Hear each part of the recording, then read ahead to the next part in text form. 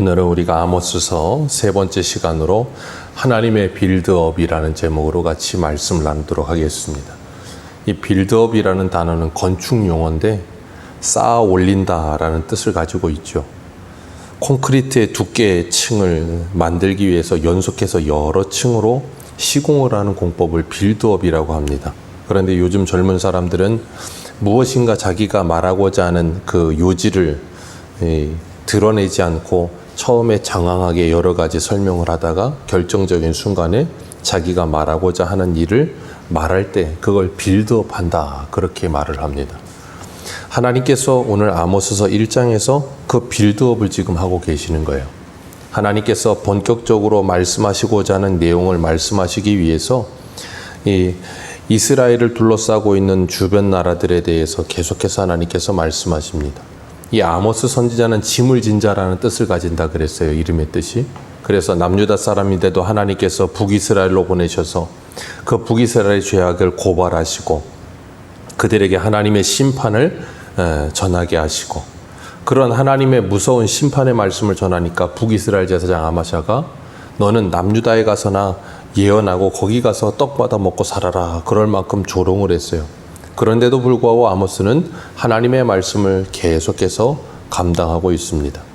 아모스 1장에 보면 이 여러 나라들에 대해서 말씀하고 있는데, 첫 번째는 3절에 다메섹에 대해서 말씀하고 계시고, 그 다음에 두로와 블레셋, 에돔, 모압, 암몬, 비잉 둘러서 이스라엘을 둘러싸고 있는 주변 나라들을 하나님께서 순서대로 말씀하고 계세요. 그러면서 결국에는 북이스라엘에 대해서 하나님께서 심판을 말씀하시고, 북이스라엘의 심판을 말씀하신 것 동시에 그것은 결국은 궁극적으로 남유다에게까지 하나님께서 말씀하시고 계시는 이야기예요. 그렇기 때문에 우리가 잊지 않아야 될 것은 우리를 둘러싸고 있는 모든, 우리 사방에 있는 모든 상황, 환경과 모든 것들은 하나님께서 그 모든 사방의 모든 문제들과 환경과 모든 일어나는 일들을 통해서 저와 여러분들에게 하고 계시는 하나님의 말씀이라는 것을 우리는 기억해야 합니다. 다메섹, 블레셋, 에돔, 모압, 두로와 에돔, 이 나라들에 대해서 하나님께서 말씀하시면서 그들이 하나님 앞에 얼마나 범죄하였는지 말씀을 하세요. 하나님께서 두로는 솔로몬과 형제 계약을 맺었음에도 불구하고 그 형제 계약을 어기고, 에돔은 이스라엘의 형제국이에요. 야곱의 형이니까요. 그 야곱의 형의 후손들이 야곱의 후손들을 괴롭히고 칼로 그들을 쫓아가면서 긍휼을 베풀지 않고 항상 노를 바라고 분을 바라는 모습을 보면서 타인이 지옥이 되는 세상, 그래서 이 세상이 바로 그런 지옥 같은 세상이다라고 말씀을 드렸어요. 그런 세상에서 주님께서 우리를 하나님의 백성으로 구원하여 내시기 위해서 그 모든 일들을 우리에게 보게 하시는 거예요. 그래서 우리가 세상에 일어나는 일들을 보면 어떤 말을 해요? 믿지 않는 사람들도 아유 말세다 말세, 그런 말을 해요. 믿지 않는 사람 입에서도 그런 말이 나온다는 건 믿는 사람들은 그것과는 비교도 되지 않을 만한 예민함을 가지고 이 마지막 때가 가까우고 있음을 직감해야 된다는 거예요. 하나님께서 그래서 그런 것들을 통해서 우리를 깨우고 계시는데, 그 깨움을 통해 우리가 주님의 마음을 가지고 긍휼의 마음을 가지고 살기를 원하시는 거예요. 오늘 본문을 보면 하나님께서 심판하시는데 무엇을 가지고 심판하시는가 하면 하나님의 은혜를 배신하는 그들을 향해 하나님께서 심판하시는 내용을 말씀하세요. 모압과 암몬, 오늘 본문에 말씀하십니다. 이 13절에는 암몬에 대해서, 그 다음은 모압에 대해서 이야기하는데, 이 모압과 암몬은 아브라함의 조카 롯의 후손입니다. 롯이 소돔과 고모라에 있다가 하나님께서 소돔과 고모라를 심판하신다는 말씀을 듣고 거기에서 나가야 되는데 나가지 못하니까 천사가 동이 틀 때쯤 돼서 롯의 손을 잡고서 강제로 이끌어내죠. 그래서 롯과 롯의 처와 두 딸, 네 식구가 소돔과 고모라에서 나와서 소알성에 있다가 이제 산으로 도망하는데, 롯의 처는 뒤돌아보다 소금 기둥이 되고 롯과 두 딸만 남아요. 그런데 문제는 뭐냐면 이 롯의 두 딸이 서로 이야기하면서 뭐라 그러냐면 우리에게 더 이상 남자가 없다는 거예요. 그러니까 아버지 술 먹이고 우리 후손을 남기자. 그게 왜, 그런 두 딸이 왜 그런 소리를 할까요? 정말로 자신들이 결혼할 남자들이 없어서 그럴까요? 아니에요. 어디서 그들이 자랐어요? 소돔과 고모라에서요. 그러니 어려서부터 평생을 자라오면서 보고 듣고 한 모든 것이 무슨 문화예요? 소돔과 고모라의 문화예요.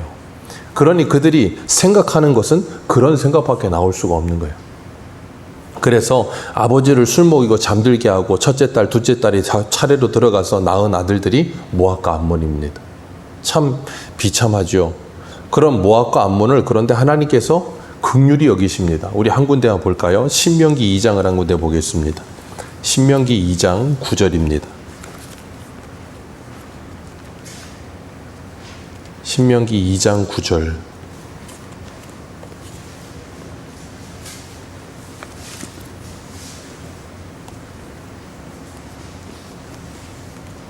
신명기 2장 9절입니다. 우리 한 절만 같이 읽겠습니다. 시작.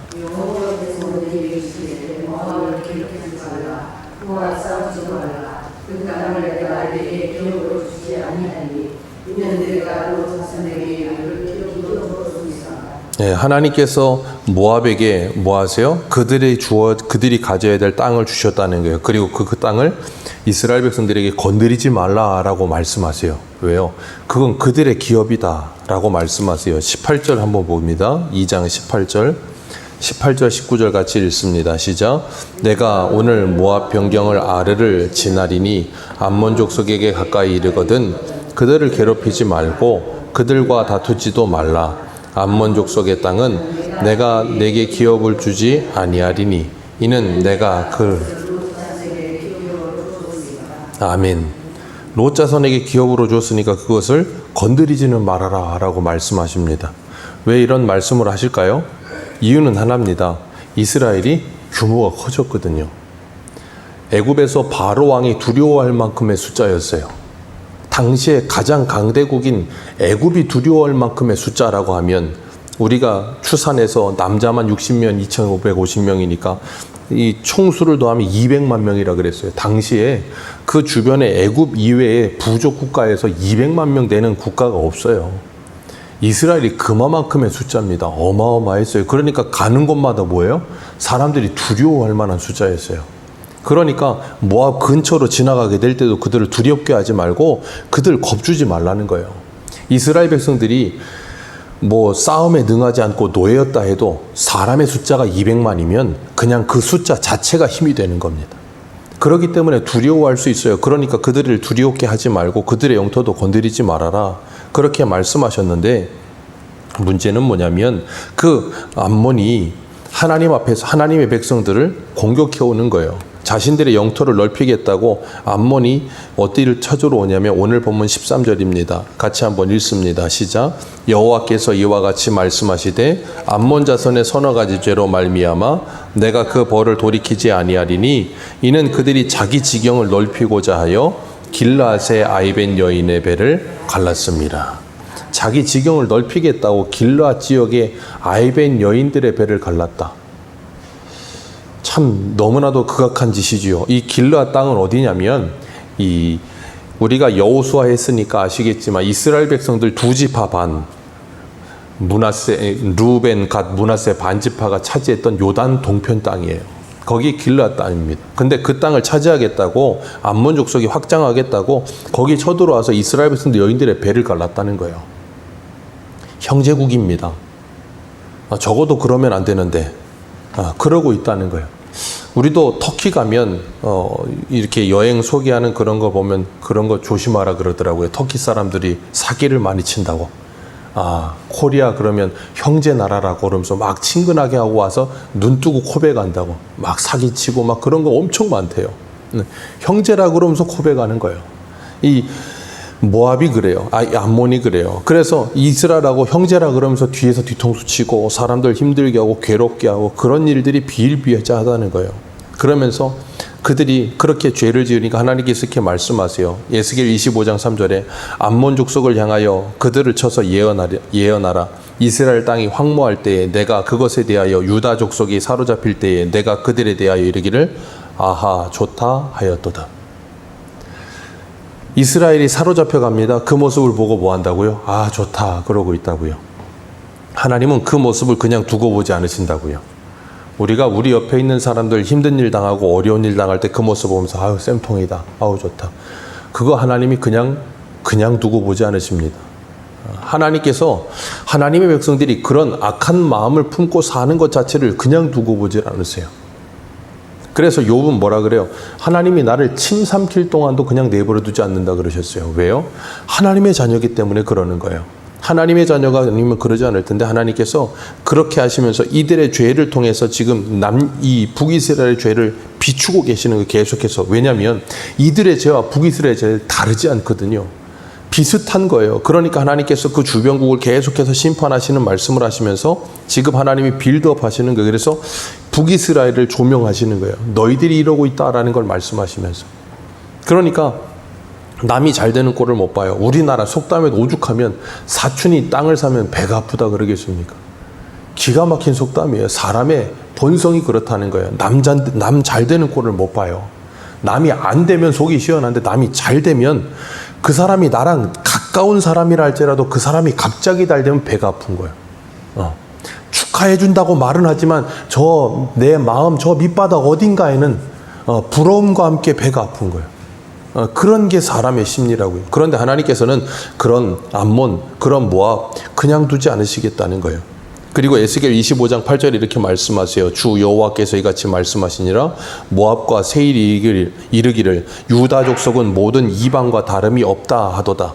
그러므로 내가 모압의 한편 곧 그 나라 국경에 있는 영화로운 성읍들 베드시못과 바알부옴과 기랴다임을 열고 암몬 족속과 더불어 동방 사람에게 넘겨주어 기업을 삼게 할 것이라. 암몬 족속이 다시는 이방 가운데 기억되지 아니하게 하려니와 내가 모압에 벌을 내리니 내가 주 여호와인 줄 너희가 알리라. 하나님께서 하나님의 백성들을 향해 그런 마음을 품는 그들을 하나님께서 그냥 두지 않으시겠다는 거예요. 그리고 저 유다 족속은 모든 이방 나라와 다름이 없다. 뭐 하나님 믿는 게 뭐 다른가? 다른 거 없다는 거예요. 그렇게 막 조롱을 하고 그러는 그들을 하나님께서 그냥 두지 않으시겠다. 그러면서 하나님께서 뭘 가르치시냐면 내가 여호와인 줄 너희들에게 알게 하리라. 그렇게 말씀하세요. 우리가 믿는 그 하나님이 어떤 하나님이신지를 알게 하리라. 우리를 미워하고 힘들게 하는 그들을 두르고 있는 그 모든 족속들을 통해서 그들도 힘들게 만들고 그들도 어렵게 만들어서라도 하나님께서 그들이 하나님 믿는 사람들은 저런 복을 받고 사는구나 하는 걸 깨닫게 하시겠다는 거예요. 그러니까 우리는 잊지 말아야 될 것이 우리가 생각지도 못하고 상상하지도 못하는 상황 속에서도 하나님은 우리를 위해 일하고 계세요. 이스라엘 백성들이 광야를 지나고 있을 때 모압 왕 발락이 발람 불러다가 뭐합니까? 이스라엘 백성들 저주해달라고 해요. 근데 하나님께서 그 저주를 받고 뭘로 바꾸셨어요? 축복으로 바꾸셨단 말이에요. 그 일이 있는 걸 이스라엘 백성들이 알까요? 뭘까요? 몰라요. 이스라엘 백성들은 그런 일이 있는지 알지도 못합니다. 그런데 하나님께서는 이스라엘 백성을 주변에 사방으로 둘러싸고 있는 그 모든 걸 뭐하고 계세요? 지금도 일하고 계시는 거예요. 우리가 로마서 8장에서도 봤지만 하나님을 사랑하는 자, 그 뜻대로 부르심을 받은 자들은 모든 것을 합력하여 선을 이루니라. 우리가 살아가고 있는 모든 생활 반경, 우리가 생각지도 못하는 모든 생활 반경 속에 하나님은 뭐하고 계세요? 일하고 계세요. 그 모든 일이 되어짐을 통하여 하나님은 우리가 여기서 안전히 살게 하시는 거예요. 우리가 여기서 예배 드릴 수 있게 하시는. 그러니까 우리가 그 모든 것을 조금이라도 더 많이 깊이 생각한다면 하나님이 우리에게 주시는 일상의 복이 얼마나 위대하고 큰 건지를 기억해요. 그렇기 때문에 하나님은 이 주변의 나라들을 보게 하시면서 그들이 얼마나 하나님께 무서운 죄를 짓고 있고 이스라엘이 그런 죄와 동일한 죄를 짓고 있음에도 불구하고 하나님은 그들을 하나님의 택한 백성들이기 때문에 보호하시기 위해 얼마나 사랑하신지를 가르치시는 거예요. 그리고 오늘 본문 2장 1절을 보면 여호와께서 이와 같이 말씀하시되 모압의 서너 가지 죄를 말씀하시는데 그 서너 가지 죄에 딱 하나만 말합니다. 에돔왕의 뼈를 불살라 죄를 만들었습니다. 모압의 죄가 뭐예요? 에돔왕의 뼈를 불살랐느니라. 에돔왕의 뼈를 불살랐느니라. 사람을 피가 마르게 하고 사람을 고통스럽게 하고 사람을 괴롭게 한다는 거예요. 그런 죄를 하나님께서 그냥 두고 보지 않으신다는 거예요. 그리고 하나님께서 그것을 반드시 갚으신다라고 말씀하시는 거예요. 그러면서 하나님께서 어떻게 하세요? 모압에 불을 보낸다라고 말씀하시면서 요란함과 외침과 나팔 소리 중에서 그들이 죽을 것이라. 요란함과 외침과 나팔 소리가 어떤 소리겠어요? 모압을 공격해 주러오는 이방 나라들을 말씀하시는 거예요. 그들이 그렇게 맹렬하게 모압에게 쳐들어와서 그들을 심판할 것이다. 그게 하나님께서 그들을 심판하시는 모습이라. 그리고 그 가운데 재판장과 지도자들이 거기서 뭐예요? 함께 다 하나님의 심판을 받게 될 것이다를 말씀하시는 거예요. 이 모든 게 지금 이스라엘을 가운데 두고 주변에 있는 모든 나라들에 대한 하나님의 심판의 메시지예요. 하나님께서 그걸 지금 뭐 하고 계신다 그랬어요? 오늘 제목에서 빌드업 하고 계신다 그랬어요. 그래서 우리 아모스 4장 12절을 한 군데 한번 보겠습니다. 그 모든 걸 하나님이 말씀하시면서 이 말씀하시는 거예요. 4장 12절 같이 읽겠습니다. 시작. 이것을 행하리. 이스라엘아, 내 하나님 만나기를 준비하라. 아멘. 하나님께서 이 모든 것을 하시면서 뭐하고 계신다고요? 이스라엘을 깨우고 계시는 거예요. 내 하나님 만나기를 준비해라. 너 이대로 있으면 큰일 난다. 너희들이 지금 그 여호와의 날을 기다린다고 하는데 그날은 너희들에게 빛이 아니고 어두움이다. 너희들 이대로 있으면 하나님의 심판밖에 없다. 그러면서 하나님 뭐 하시는 거예요? 계속 흔들어서 깨우시는 거예요. 아모스 선지자를 보내서 깨우시고 주변 나라들을 심판하실 것을 말씀하시면서 깨우시고 그들이 심판받는 모습을 보게 하시면서 깨우시고, 그러니까 하나님께서 우리들에게 그 모든 상황과 환경을 통하여서 우리들에게 지금 말씀하고 계시는 거예요. 그래서 우리가 그런 거 보잖아요. 길을 가다가도 어떤 곳에 사고가 나거나 그러면 그걸 볼 때 어떤 생각을 해요? 어떤 사람은 아유 운전을 저렇게 하냐 그럴 거고, 어떤 사람은 아유 이렇게 과속하면 나도 저럴 수도 있겠구나 하고 조심하는 사람이 있을 거고, 분명히 같은 사건을 봐도 다르게 해석이 된다고요. 그러니까 하나님의 사람들은 어떤 사건을 보든 그 사건을 볼 때마다 그 사건이 누구의 사건이 될 수 있다는 걸 기억해요. 내 사건이 될 수 있다는 걸 기억하는 거예요. 그러니까 그 사람을 향해 손가락질할 수가 없어요. 왜요? 나도 그럴 수 있다라는 걸 기억하면서 깨우치시는 하나님께서 반면교사로 주시는 하나님의 말씀으로 받으니까 그런 거예요. 그게 바로 은혜 받은 사람의 자세예요. 그런 하나님의 사람은 주님이 말씀하시는 것처럼 그 하나님 만날 날을 매일같이 준비하며 사는 삶을 살아요. 우리가 뭐 주님이 언제 오실지 모르니까 내일 당장 오실 수 있다 그러니 우리 깨어있자 그러면서 무슨 우리가 대단한 뭘 해야 되는 게 아니라 일상생활 속에서 하나님께서 우리에게 보여주는 모든 상황과 환경 속에서 우리가 정신 차릴 수 있게끔 말씀을 주신다는 걸 기억하셔야 돼요. 이렇게 공예배를 통해서 하나님의 말씀도 주시지만 하나님은 반드시 모든 것을 합력하여 저와 여러분들을 하나님께로 돌이키고 계시고 하나님께 돌이키셔서 하나님께서 주시는 복을 누리는 삶을 살게끔 만드시기 위해 지금도 일하고 계신다는 것을 기억하시길 바랍니다. 그게 바로 하나님의 빌드업이에요. 우리가 그 하나님의 일하심 속에 오늘을 살고 있음에 감사하시고 내 주변에 있는 모든 상황과 환경이 하나님께서 나를 통해서 하나님이 나를 하나님의 사람 만드시기 위해 이 모든 일을 지금도 일하고 계시는구나. 참 감사합니다 하며 주님께 영광 돌리는 하루 되시기를 축복합니다. 기도하겠습니다.